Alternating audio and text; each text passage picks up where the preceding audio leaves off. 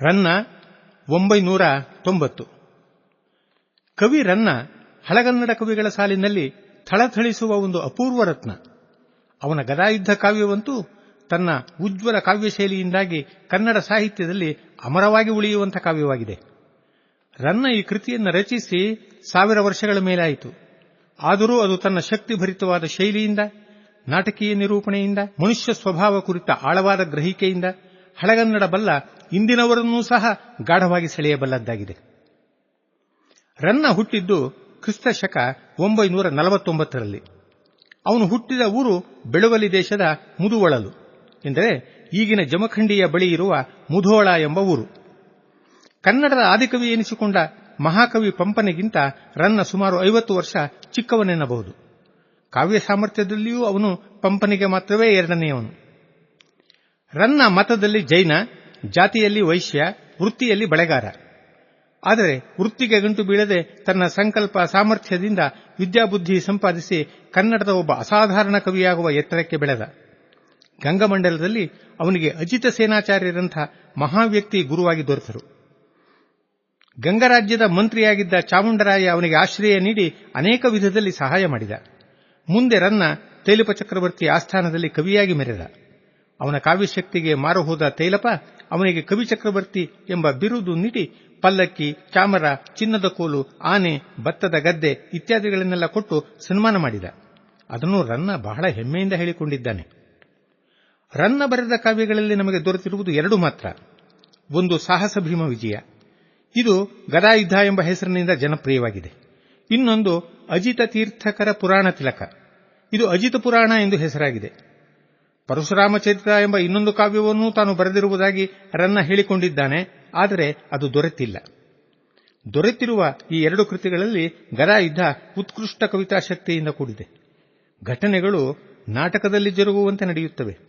ಕಾವ್ಯವನ್ನು ಓದುತ್ತಿರುವಾಗ ನಾಟಕವೊಂದನ್ನು ನೋಡುತ್ತಿರುವ ಅನುಭವವಾಗುತ್ತದೆ. ಗದಾಯುದ್ಧ ಕಾವ್ಯ ಆರಂಭವಾಗುವ ವೇಳೆಗೆ ಮಹಾಭಾರತ ಯುದ್ಧ ಮುಕ್ತಾಯಕ್ಕೆ ಬರುತ್ತಿದೆ. ಅದು ಯುದ್ಧದ 18ನೆಯ ದಿನ, ಎಂದರೆ ಯುದ್ಧದ ಕೊನೆಯ ದಿನ. ದುರ್ಯೋಧನ ತನ್ನ ಕಡೆಯ ವೀರರನ್ನೂ ಸೈನ್ಯವನ್ನೂ ತಮ್ಮಂದಿರನ್ನೂ ಕಳೆದುಕೊಂಡು ಏಕಾಂಗಿಯಾಗಿದ್ದಾನೆ. ಆದರೂ ಅವನ ಪೌರುಷ ಛಲ ಎಳ್ಳಷ್ಟೂ ಕುಂದಿಲ್ಲ. ಗದೆ ಹಿಡಿದು ರಣರಂಗದಲ್ಲಿ ಚಿಂತಾಕ್ರಾಂತನಾಗಿ ಬರುತ್ತಿದ್ದಾನೆ. ಅವನ ಜೊತೆಗೆ ಸಂಜಯ ಮಾತ್ರ ಇದ್ದಾನೆ. ಸಂಜಯ ದುರ್ಯೋಧನನಿಗೆ ತಿಳುವಳಿಕೆ ಹೇಳುತ್ತಾನೆ. ದುರ್ಯೋಧನ, ಈಗಲಾದರೂ ಪಾಂಡವರ ಜೊತೆ ಸಂಧಿ ಮಾಡಿಕೋ. ಅವರ ಮೇಲೆ ಜಯ ಸಾಧ್ಯವಿಲ್ಲಪ್ಪ. ಭೀಮ ಎಂಥ ಶೂರ ನೋಡು, ನಿನ್ನ ತಮ್ಮಂದಿರನ್ನೆಲ್ಲ ಒಬ್ಬನೇ ಕೊಂದು ಬಿಟ್ಟ. ಗಂಡನೆಂದರೆ ಅವನೇ ಅಲ್ಲವೇ ಎನ್ನುತ್ತಾನೆ. ಭೀಮನ ಪ್ರಶಂಸೆ ಕೇಳುತ್ತಿದ್ದಂತೆ ದುರ್ಯೋಧನನ ಕೋಪ ಭುಗಿಲೆನ್ನುತ್ತದೆ. ಸಂಜಯನನ್ನು ಚುಚ್ಚಿ ಛೇಡಿಸಿ ಹೇಳುತ್ತಾನೆ, ಓಹೋ, ನಿನ್ನ ಭೀಮ ಒಬ್ಬ ಗಂಡನೋ?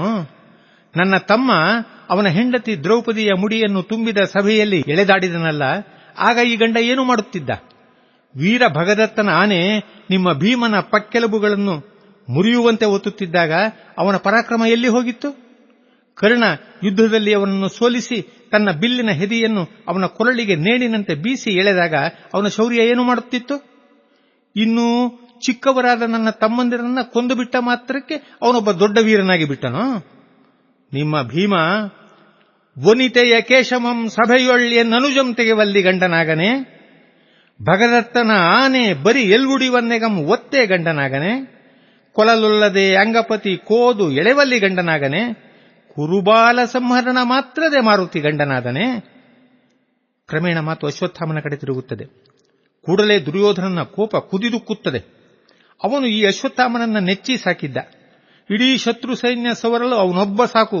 ಅವನು ರುದ್ರಾಂಶ ಸಂಭೂತ, ಹಣೆಯಲ್ಲಿ ಕಣ್ಣಿರುವ ಪರಶಿವನ ಅವತಾರ ಎಂದು ನಂಬಿದ್ದ. ಆದರೆ ಅವನಾಗಲಿ ಅವನ ತಂದೆ ದ್ರೋಣನಾಗಲಿ ಮನಸ್ಸಿಟ್ಟು ಬಿಲ್ಲಿಗೆ ಬಾಣ ಹೂಡಲೇ ಇಲ್ಲ. ಅನ್ನ ಕೊಟ್ಟ ಸ್ವಾಮಿ ಎಂದೂ ನೆನೆಯಲಿಲ್ಲ.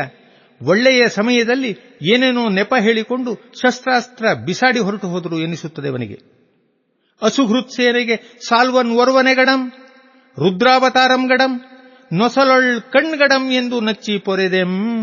ತಾನಕ್ಕೆ ತಮ್ಮಮ್ಮನಕ್ಕೆ ಇಸಲ್ ಅಂಬಂ ತಿರುವಾಯಿಗೆ ತಂದರಿವರೆ. ಜೋಳದ ಪಾಳಿಯೂಂ ನೆನೆದುದಿಲ್ಲ ಆ ದ್ರೌಣಿಯೂಂ ದ್ರೋಣನು. ಹೋಗಲಿ ಬಿಡು ಸಂಜಯ, ಅವರನ್ನು ನೆಚ್ಚಿದ ನನ್ನದೇ ತಪ್ಪು. ಕಬ್ಬಿಣದ ಕತ್ತಿಯನ್ನು ಮಸೆದರೆ ಅದು ಹರಿತವಾಗುತ್ತದೆ, ಮರದ ಕತ್ತಿ ಮಸೆದರೆ ಹರಿತವಾಗುತ್ತದೆಯೇ? ಶೂರನನ್ನು ಸಾಕಿದರೆ ಅವನು ಸ್ವಾಮಿಗಾಗಿ ಹೋರಾಡುತ್ತಾನೆ, ಹೇಡಿಯನ್ನು ಸಾಕಿದರೆ ಅವನು ಸಮಯಕ್ಕೆ ಆಗುತ್ತಾನೆಯೇ? ಕರವಾಳಂ ಮಸೆ ಬಂದದೆ ಮರವಾಳಂ ಮಸೆಯೇ ಕೂರಿತಕ್ಕುಮೆ, ಕಲಿಯಂ ಪೊರೆದೊಡೆ ಕೂರ್ಪಂ ತೋರ್ಪಂತಿರೆ ತೋರ್ಕುಮೆ ಪಂದೆ ಪತಿಗೆ ಸಂಗರದಡಿಯೊಳ್. ಹೀಗೆ ಹೇಳುತ್ತಾ ಮುಂದೆ ಹೋಗುತ್ತಿದ್ದಂತೆ ಅವನಿಗೆ ಕರ್ಣ, ದುಶ್ಯಾಸನ, ದ್ರೋಣ, ಅಭಿಮನ್ಯು ಮೊದಲಾದವರ ಶವಗಳು ರಣರಂಗದಲ್ಲಿ ಬಿದ್ದಿರುವುದು ಕಾಣುತ್ತದೆ. ಆ ಒಂದೊಂದು ಶವಗಳ ಮುಂದೆಯೂ ನಿಂತು ದುರ್ಯೋಧನ ಸಂಕಟ ಪಡುತ್ತಾನೆ. ಅವರ ಶೌರ್ಯ, ಗುಣ, ನಡತೆಗಳನ್ನು ಬಾಯ್ತುಂಬ ಹೊಗಳುತ್ತಾನೆ.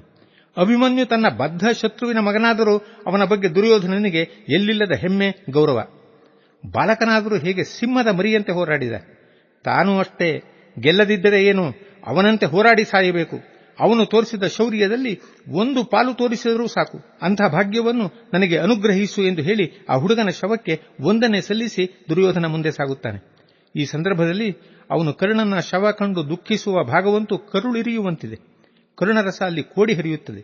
ದುರ್ಯೋಧನ ಕರ್ಣರ ಸ್ನೇಹದ ಔನ್ನತ್ಯಕ್ಕೆ ಅದೊಂದು ಉತ್ಕೃಷ್ಟ ನಿದರ್ಶನ. ದುರ್ಯೋಧನ ಹೆಣಗಳ ಬಣವೆಯನ್ನು ಹಾದು ಮುಂದೆ ಸಾಗುತ್ತಿರುವಂತೆ ರಕ್ತ ಮಾಂಸ ಭಕ್ಷಿಸಲು ಯುದ್ಧ ಭೂಮಿಗೆ ಬಂದಿದ್ದ ಶಾಕಿನಿ ಡಾಕಿನಿಗಳ ಪಿಶಾಚ ಪರಿವಾರ ಅವನಿಗೆ ಎದುರಾಗುತ್ತದೆ. ಅವು ದುರ್ಯೋಧನನ ಗುರ್ತು ಹಿಡಿದು ಅವನನ್ನು ಮುತ್ತುತ್ತವೆ. ಒಂದು ಮರುಳು ಬಂದು ಅವನನ್ನು ಛೇಡಿಸುವಂತೆ ಕೇಳುತ್ತದೆ. ಇದೇನು ಯುದ್ಧವಪ್ಪ ದುರ್ಯೋಧನ, ಕುಡಿಯಲು ಒಂದು ಹನಿ ರಕ್ತ ಸಿಗುತ್ತಿಲ್ಲ, ದ್ರೋಣನ ರಕ್ತ ಕುಡಿಯುವಂತಿಲ್ಲ, ಅವನು ಬ್ರಾಹ್ಮಣ. ಭೀಷ್ಮನ ರಕ್ತವೂ ಸಿಗುವಂತಿಲ್ಲ, ಅವನೋ ಇನ್ನೂ ಇದ್ದಾನೆ. ನಿನ್ನ ತಮ್ಮನ ರಕ್ತವನ್ನೆಲ್ಲ ಆ ಭೀಮನೇ ಹೇರಿಬಿಟ್ಟ. ಈಗ ನಾವು ನಿನ್ನ ರಕ್ತಕ್ಕಾಗಿ ಕಾಯುತ್ತಿದ್ದೇವೆ. ಗುರುವಿನ ನೆತ್ತರಂ ಕುಡುವೆನೊಪ್ಪಡೆ ಅವಂ ಬ್ರಾಹ್ಮಣಂ, ನಿನ್ನ ತಮ್ಮನ ನೆತ್ತರಂ ಕುಡುವೆನೊಪ್ಪಡೆ ಆ ಭೀಮನೇ ಪೀರ್ದಂ, ಭೀಷ್ಮನ ಬಿಸು ನೆತ್ತರಂ ಕುಡುವೆನೊಪ್ಪಡೆ ಇನ್ನುಂ ಒಳಂ, ನಿನ್ನ ನೆತ್ತರ ಸವಿಯಂ ಬಯಸಿ ಬಾಯ್ವಾಯಿ ಬಿಡುವೆಂ. ಪೂರ್ತಿ ಅಪಶಕುನದ ಮಾತು. ದುರ್ಯೋಧನ ಇದಕ್ಕೆ ಎದೆಗೆಡದೆ ಛಿ, ಮರುಳ ಮಾತಿನೊಳು ಪುರುಳಿಲ್ಲ ಎಂದು ಹೇಳಿ ಮುಂದೆ ಹೆಜ್ಜೆ ಇಡುತ್ತಾನೆ. ತನ್ನನ್ನು ಮರುಳು ಎಂದದ್ದಕ್ಕೆ ಪಿಶಾಚಿ ಕೆರಳಿ ಬಿಡುತ್ತದೆ. ಅಲ್ಲವೋ ನೀಚ, ನಿನ್ನ ಸೋದರರ ಮೇಲೆ ಮಾತ್ಸರ್ಯದಿಂದ ದ್ವೇಷ ಸಾಧಿಸಿದೆ, ಬಗೆ ಬಗೆ ಕಷ್ಟ ಕೊಟ್ಟೆ, ಭೀಮನನ್ನು ಕೆರಳಿಸಿ ನೀನು ಈ ಸ್ಥಿತಿಗೆ ಬರುವಂತೆ ಮಾಡಿಕೊಂಡೆ. ಇಂಥ ನೀನು ಮರುಳೋ ಅಥವಾ ಬಂಧು ಪರಿವಾರ ಸಮೇತ ಇಲ್ಲಿಗೆ ಬಂದು ನಲಿಯುತ್ತಿರುವ ನಾನು ಮರುಳೋ ಹೇಳೋ ಎಂದು ಮಾತಿನಲ್ಲೇ ಇರಿಯುತ್ತದೆ.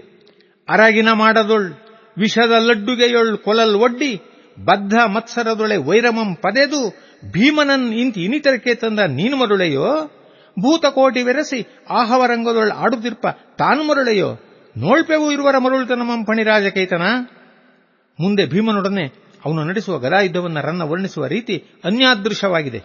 ಆ ಯುದ್ಧದ ಅಬ್ಬರ, ಗದೆಗಳ ಬಡಿದಾಟವನ್ನು ಅವನು ಅರ್ಥಕ್ಕೆ ಹೊರತಾದ ಅನುಕರಣ ಶಬ್ದಗಳಿಂದಲೇ ಬಣ್ಣಿಸಿಬಿಡುತ್ತಾನೆ.